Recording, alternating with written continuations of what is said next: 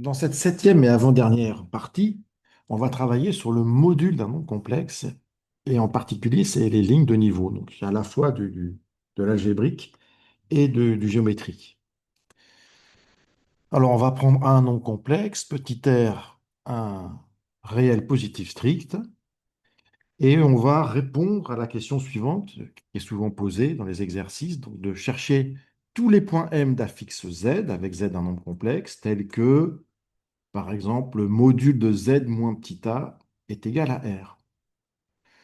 Donc, quand on a un module avec z moins quelque chose égal à un nombre positif strict, eh bien, on fait toujours la même chose. On va transformer ce module en distance, parce qu'on a vu qu'un module est une distance, et que le module de z moins a, z moins petit a, c'est la distance entre le point A et le point M, avec le point A d'affixe petit a et le point M d'affixe petit z. Et maintenant, si on cherche tous les points M tels que AM égale R, bah, on sait ce que c'est, puisqu'on sait que la réponse est un cercle de centre A et de rayon R. Bon, alors si jamais R était nul, bah, le module de Z moins A égale à 0, ça nous ferait Z égale petit a, donc le point M est égal au point A, hein, il y aurait qu'un point de solution. Puis si R était négatif, bah, un module étant toujours positif ou nul, il n'y aurait pas eu de solution. Donc, je n'ai pas traité ces deux cas particuliers évidents. On peut le faire simplement, naturellement.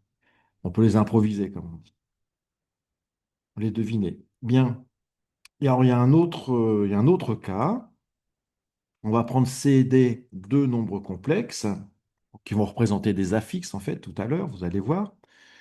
Et quand on recherche les points M d'affixe Z, Z appartenant à C, bien sûr, tel que le module de Z-C égale le module de Z-D,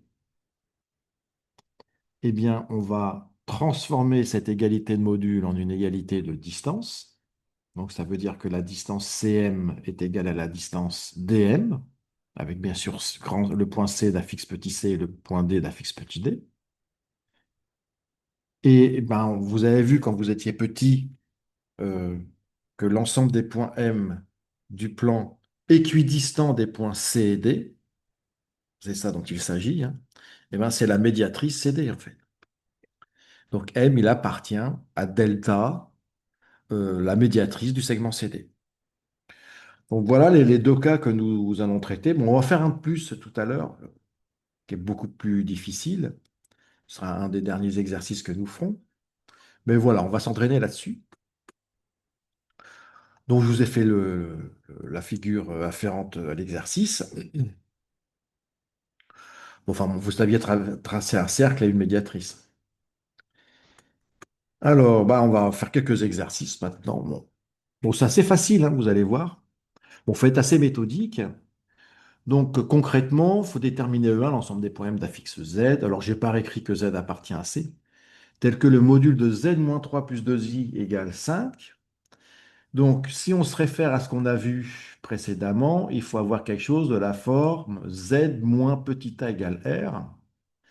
Donc, on va transformer cette égalité pour obtenir exactement celle qu'on a obtenue précédemment, pour pouvoir appliquer la formule de la distance, la transformation module-distance. Donc, il faut faire z moins un nombre complexe. Donc, c'est pour ça que j'ai mis entre parenthèses 3 moins 2i. Il faut avoir z moins. Et ceci, c'est équivalent à dire que la distance entre A et M égale 5, en posant bien sûr A d'affixe 3 moins 2i. Et donc, on a la réponse, hein. L'ensemble recherché, c'est le cercle C de centre A et de rayon 5. Voilà, alors après, il y a des petites astuces de calcul qu'on va voir, puisque parfois on complexifie le problème en fait, on va voir qu'il y a quelques transformations qui nous permettent de toujours se ramener à l'un des deux cas qu'on a vu au tout début. Le 42, c'est la même chose avec module de z plus i égale 1. Bon, bah voilà, c'est exactement le même. Donc, il faut convertir ceci en module de z moins quelque chose. Donc ici, il s'agit de faire z moins i. Donc, on va poser b, le point d'affixe moins i, et on obtient bm égale 1, c'est-à-dire que 2, c'est le cercle C de centre B de rayon 1. Bon, là, j'étais très concis, hein. J'ai marqué CB1. j'ai sous-entendu qu'on connaissait la notation. C pour cercle, le centre et 1 le rayon. Bon, c'est pas une notation officielle non plus. Alors c'est bien plutôt de faire ça, mais comme il y allait avoir beaucoup de cercles, j'en ai eu un peu marre. Alors E3, c'est la même chose avec donc le module de Z plus 3 plus I égale le module de Z moins 2 moins 4I. Donc bah, c'est le cas de la médiatrice, hein. Donc il faut faire la même transformation. Donc on va partir de notre égalité, hein. Et bon là, j'étais encore plus vite, hein, ça fait Cm égale Dm, avec C d'affixe moins 3 moins I, hein, parce que quand on voit ça, il faut penser à écrire Z moins parenthèse moins 3 moins I. Et puis ici, on fait Z moins parenthèse 2 plus 4I, c'est pour ça que D a pour affixe 2 plus 4I.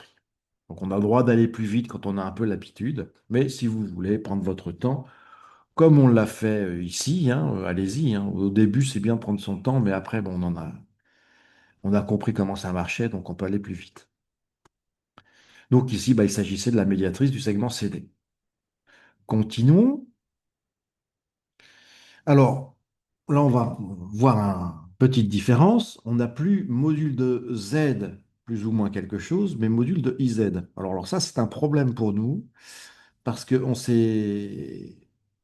Il faut absolument ici avoir seulement Z et pas IZ, parce que nous, notre point M, il a pour affixe Z, hein. Donc, si on veut appliquer la formule de la distance, il faut avoir module de Z moins quelque chose, et certainement pas IZ. Donc, l'idée est assez simple. Donc, on va bien sûr partir comme d'habitude de notre égalité, et on va mettre en fait ce qui nous gêne en facteur. Donc, ce qui nous gêne, c'est I, donc mettons I en facteur. Donc, on vérifie que la factorisation est bonne. IZ, bon, ça nous donne bien IZ, et I fois moins I, ça fait moins I carré. Moins I carré, c'est plus 1. Voilà. Alors, vous auriez pu écrire aussi I facteur de Z plus 1 sur I. Et par contre, il ne fallait pas laisser 1 sur I, puisque on multiplie toujours par la quantité conjuguée. Donc, la quantité de conjuguée de I, c'est moins I. Donc, on va multiplier numérateur et dénominateur par moins I. Donc, ça nous donnera moins I sur moins I carré. Et moins I carré, ça fait 1, donc il restera bien moins I à la fin. Donc, dans tous les cas, en appliquant les règles, vous vous retrouvez avec cette égalité.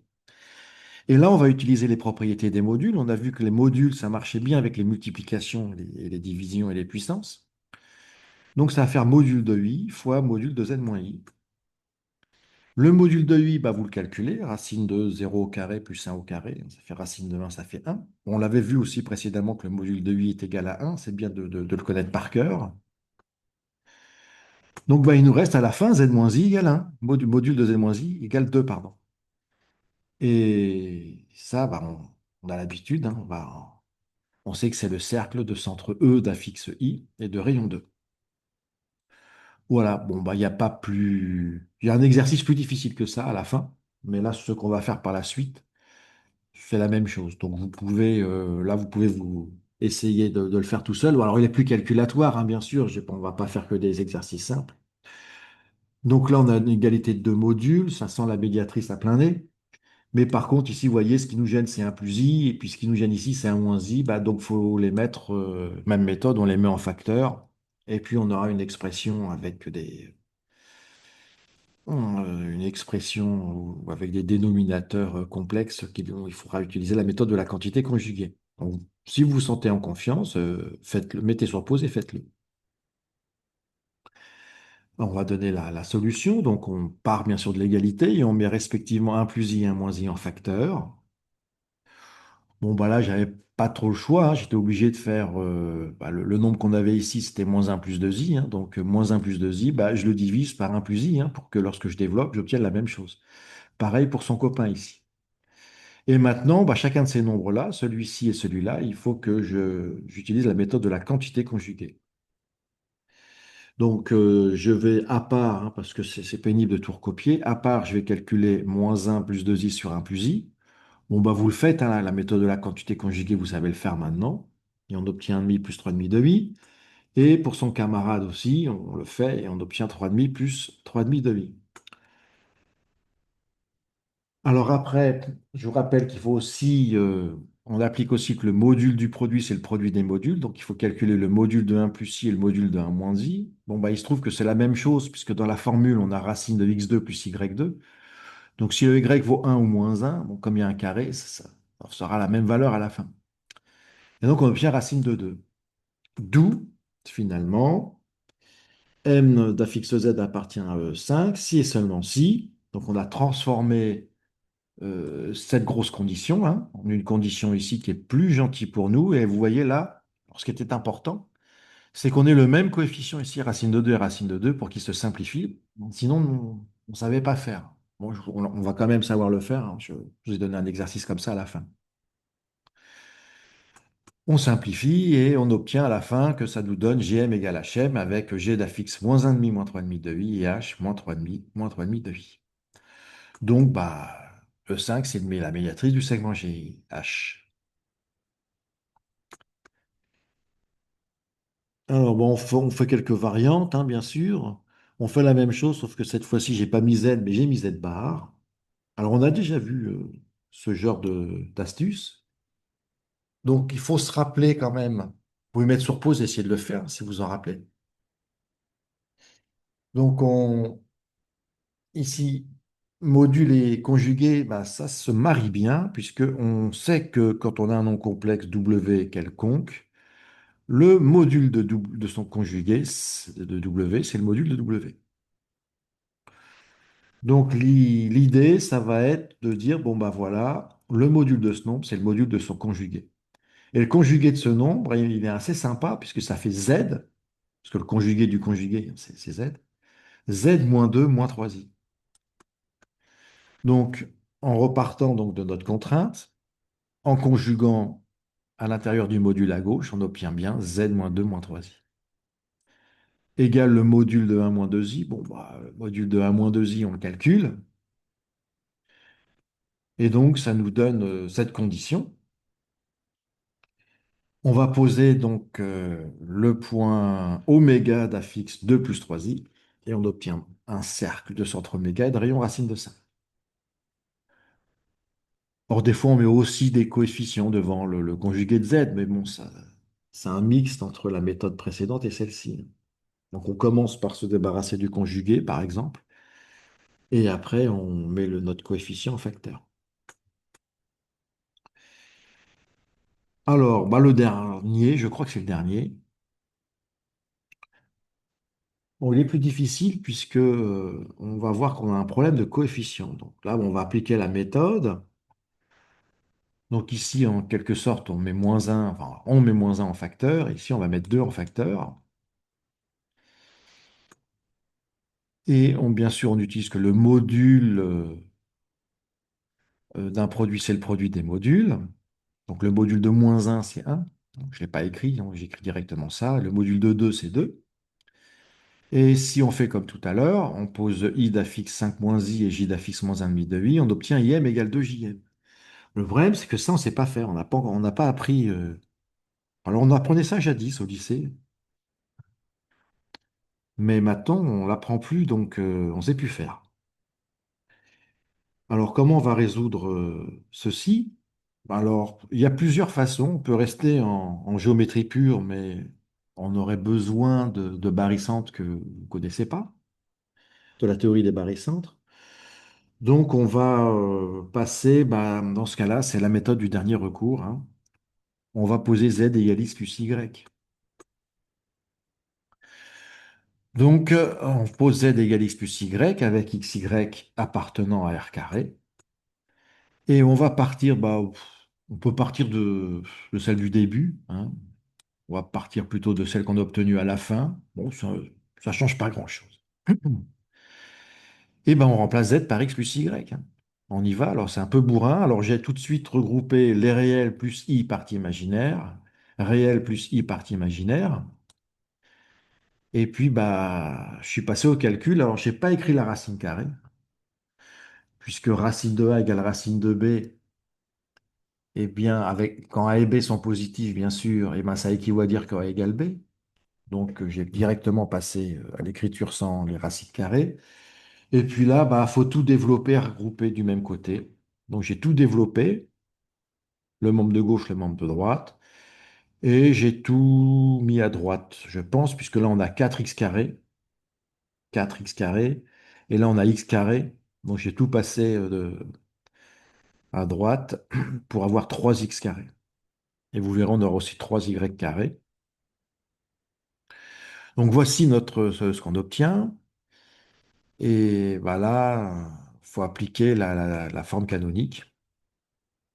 Donc pour ceux qui ont fait une classe de première, ils ont dû le faire. Là, on reconnaît l'équation d'un cercle, hein. Donc la méthode, c'est ici le 3, il faut s'en débarrasser absolument. Donc on divise tout par 3. Donc là, on aura 10 tiers, là, on aura 2 tiers, et là, on aura 25 tiers. Et donc le x carré avec le 10 tiers de x, bah, il faut reconnaître le début d'un carré. Et donc x carré plus 10 tiers de x, on va écrire x plus la moitié de 10 tiers, c'est-à-dire 5 tiers au carré, ce qu'on a fait ici, et retirer le carré de 5 tiers. On fait pareil avec son copain y. Et puis bah, le nombre qu'on obtient, on l'écrit à droite, ça correspondra à au carré du rayon. Donc ça, on reconnaît la formule de la distance, hein. C'est exactement la distance entre enfin, le carré de la distance entre K et M, avec K d'un fixe moins 5 tiers moins un tiers de I. Et ici, c'est le rayon au carré, hein. C'est pour ça qu'on a obtenu ici une racine de 101 sur 3. Donc E7, c'est le cercle de centre C de centre K, pardon, de rayon racine de 101 sur 3. Bon, alors on va faire un petit point supplémentaire, peut-être pas très difficile, c'est la nature d'un triangle. On va pas tout voir tout de suite de la nature d'un triangle. Je vais attendre un petit peu, je vais pas le faire tout de suite. Mais en tout cas, centre de gravité, alignement, on va le faire. Donc, nature d'un triangle, on va le traiter d'une... Bon, c'est pas qu'on va pas le faire, c'est qu'on on va le traiter d'une certaine façon. D'une façon du collège, on va dire. Méthode du collège. On verra qu'on aura une méthode particulière à la maths experte par la suite. Mais ça, on le fera ensemble. Alors, on va prendre 3 points et on demande la nature du triangle. Alors, qu'est-ce que vous avez fait comme méthode que vous connaissez jadis? Bah, vous calculiez les 3 longueurs et avec cette information, vous allez savoir si le triangle est isocèle, équilatéral ou rectangle, hein, grâce à notre ami Pythagore, hein. Et après, je demande la fiche du centre de gravité. Alors, bah, on y va, hein. La nature du triangle. Bah, il faut calculer les longueurs avec des modules, hein, ça. Les longueurs, une longueur, c'est un module. Il faut vraiment se le répéter. Donc la longueur AB, c'est le module de ZB moins ZA. Alors ici, les affixes n'avaient pas de nom, hein. On avait donné les affixes concrètes. Donc l'affixe du point A, c'est 2 plus I, mais on ne lui avait pas donné de lettres associées. Alors que précédemment, on l'avait appelé petit a, l'affixe du point grand A. Alors il est d'usage, dans ce cas-là, de l'appeler, quand on ne l'a pas nommé, on suppose que quand on écrit Z indice grand A et Z indice grand B, on suppose que c'est les affixes respectifs des points A et B. Voilà, sans l'introduire. C'est un usage. Bon, c'est pas bien. Normalement, il faut toujours introduire nos notations. Voilà, mais on se laisse cette liberté-là. Donc, la longueur AB, c'est le module de ZB moins ZA. Donc, bah, on fait le calcul de ZB moins ZA et on calcule le module, hein. C'est pas très difficile. On fait pareil avec AC et on fait pareil avec BC. Bon, là, on voit tout de suite que le triangle, il est isocèle. Et alors, est-ce qu'il est rectangle? Bon, bah, le côté le plus grand, c'est racine de 26. Donc, il faut calculer le carré du côté le plus grand, donc BC carré, et on le compare à la somme des carrés. Et on s'aperçoit que la somme des carrés des deux petits côtés, c'est 26. Oh, bah, c'est BC carré. Bon, bah, d'après la réciproque donc, du théorème de Pythagore, il est rectangle en A. Donc, les rectangles isocèles en A. Pour le centre de gravité, alors, bah, faut le connaître. cette définition du centre de gravité. Le centre de gravité du triangle ABC, c'est un point G qui vérifie GA plus GB plus GC en vecteur égale vecteur nul. Donc quand on a cette égalité de vecteurs, eh ben, on peut en déduire une égalité sur les affixes. Parce que l'affixe du vecteur GA, on l'a, c'est ZA moins ZG. Pareil pour GB, pareil pour GC. On sait que l'affixe d'une somme de vecteurs, eh ben, il suffit de faire tout simplement la somme des affixes. Et l'affixe du vecteur nul, c'est 0. Donc on convertit tout ça. Et à la fin, on obtient que ZG, c'est ZA plus ZB plus ZC sur 3. Alors, je n'ai pas fait les détails du calcul, je vous laisse le faire. Bon, après, il y a plus qu'à calculer, c'est tout bébête. Donc, j'ai pour affixe 1 tiers plus 4 tiers de i. Alors, on fait un petit exercice sur l'alignement de 3 points. Donc, on va se donner 3 points et on se pose la question, sont-ils alignés? Alors, comment on faisait jadis? Eh bien, quand on était en seconde, on se disait, tiens, les points ils sont alignés, si seulement si. Les vecteurs, par exemple, A, B, A, C, sont collinéaires. Donc, c'est ce qu'on va dire ici. Donc, ils sont collinéaires. Comme AC, c'est pas le vecteur nul. Se poser la question s'ils sont collinaires, c'est se poser la question, est-ce qu'il existe un réel cas tel que AB égale KAC? Et maintenant que vous avez traduit le problème en égalité vectorielle, eh bien, on peut le traduire en égalité d'affixe, puisque l'affixe de vecteur AB, c'est ZB moins ZA.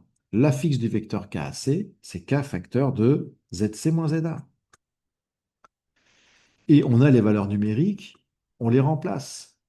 Oui, alors K est égal à ce quotient. Alors bien sûr, ZC moins ZA, c'est pas zéro, hein. On divise par ZC moins ZA, mais c'est pas zéro puisque les points A et C sont distincts, hein. Donc on calcule K concrètement, on fait une petite quantité conjuguée et on obtient à la fin donc que K c'est 5 treizièmes moins 25 treizièmes de i. Donc là on se dit, ah bah il existe K, donc ils sont collinaires. Et bien pas du tout, parce que et je l'ai bien écrit en rouge, il faut absolument que le K à la fin du calcul, il soit réel. S'il n'est pas réel, eh ben, on a supposé qu'il existait un cas, en quelque sorte. On a raisonné par équivalence. Et le cas qui vérifie cette relation, c'est un cas qui est complexe. Donc, cette relation, elle n'existe pas avec cas réel. Bah, donc, malheureusement, K n'est pas dans R, donc les points ABC, ils ne seront pas alignés. Voilà. Donc, dans les nombres complexes, pour savoir si des trois points sont alignés, on utilise cette méthode. Alors, plus rapidement, on peut calculer ce quotient, hein, qui provient de AB égale KAC, en fait, hein. On calcule ce quotient et à la fin, s'il est réel, OK, ils sont alignés. S'il n'est pas réel, ils ne sont pas alignés. Bon, un petit exercice classique sur le parallélogramme. On donne 4 points et on vous demande, voilà, montrer que c'est un parallélogramme. Bon, j'aurais dû dire, est-ce que c'est un parallélogramme? Plutôt que montrer que, bon, c'est pas grave, c'est pareil. Bon, alors on se rappelle que ABCD est un parallélogramme, si seulement si. Vous avez donc deux façons de le faire, cet exercice. Soit vous dites, c'est un parallélogramme si seulement si le vecteur AB égale le vecteur DC. Donc vous calculez l'affixe du vecteur AB et l'affixe du vecteur DC. S'ils sont les mêmes, bon, c'est fini. Ils sont mêmes affixes, donc vecteurs égaux, donc parallélogramme. On peut aussi montrer que les diagonales du parallélogramme se coupent en leur milieu en calculant tout simplement les affixes du milieu des segments AC et BD respectivement. C'est une autre méthode. Donc le milieu de AC, son affixe, c'est ZA plus ZC sur 2, donc on le calcule. Pareil pour l'affixe du milieu du segment BD. Et donc bah, les diagonales ont le même milieu, bon, bah, c'est un parallélogramme. Voilà pour cette petite séance. N'hésitez pas à refaire des exercices. C'est important de les maîtriser. Parfois, j'étais un peu rapide. Donc, prenez le temps de le faire et de bien les écrire. Bon courage.